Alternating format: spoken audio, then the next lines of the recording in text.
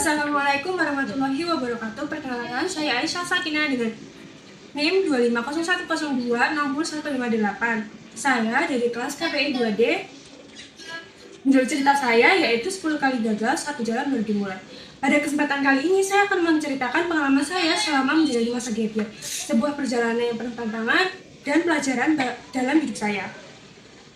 Sejak saya SMP, saya memiliki keinginan untuk melanjutkan pendidikan perguruan tinggi di luar Pulau Sumatera.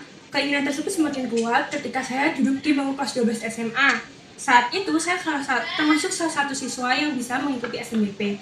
Awalnya saya ingin memilih jurusan di kesehatan, namun saya tidak mendapatkan restu dari orang tua saya. Setelah melalui diskusi yang sangat panjang, saya akhirnya memutuskan untuk mengambil jurusan psikologi di salah satu PTN di Yogyakarta. Namun, saya terlalu percaya diri sehingga saya tidak mempersiapkan diri dengan maksimal untuk mengikuti SNBT. Ketika pengumuman SNBT keluar, saya dinyatakan tidak lolos. Saya merasa sangat sedih, kecewa, dan mulai membandingkan diri dengan teman-teman yang lain.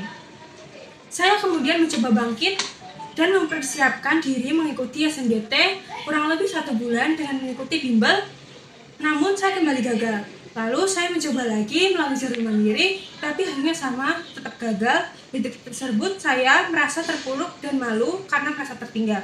Akhirnya saya memutuskan untuk mengambil gap year, yaitu sebuah keputusan yang sangat besar bagi hidup saya. Saya mulai menata diri agar menjadi lebih baik. Pada tahun 2024, sekitar bulan Desember, saya mulai belajar lebih serius, mengurangi aktivitas bermain, keluar rumah, serta mengurangi penggunaan media sosial agar tujuannya lebih fokus saat belajar. Saya lebih banyak menghabiskan waktu di rumah untuk belajar, mungkin hingga larut malam.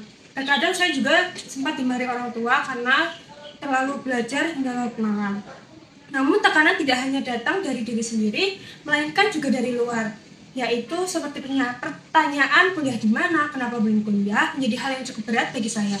Saya pun kembali mencoba mengikuti SNBT di tahun 2025 dengan persiapan yang lebih matang. Menurut saya akan lolos, tetapi hasilnya saya kembali gagal. Saya tidak berhenti mencoba dan mengikuti berbagai jalur mandiri di beberapa PTN. Bahkan saya harus keluar Pulau Sumatera sendirian untuk pertama kalinya. Tetapi hasilnya tetap sama, saya mengalami penolakan lagi-lagi. Kurang lebih mungkin sekitar 10 kali, saya sempat merasa kecewa dan menyerahkan diri sendiri. Hingga pada akhirnya saya menemukan bahwa UIN Wali Songo masih membuka pendaftaran melalui jalur rapot, yaitu mandiri rapot, kurang lebih seperti itu. Saya mendaftar. Sebelumnya saya sempat berpikir untuk menghindari jurusan komunikasi, karena saya sempat melihat kakak kelas saya merasa kesulitan di jurusan KPI. Namun pada akhirnya saya justru berada di jurusan tersebut, yaitu jurusan KPI. Awalnya saya sempat ragu, tapi seiring berjalannya waktu, saya mulai beradaptasi, mengenal lingkungan baru, serta perlahan belajar menerima keadaan.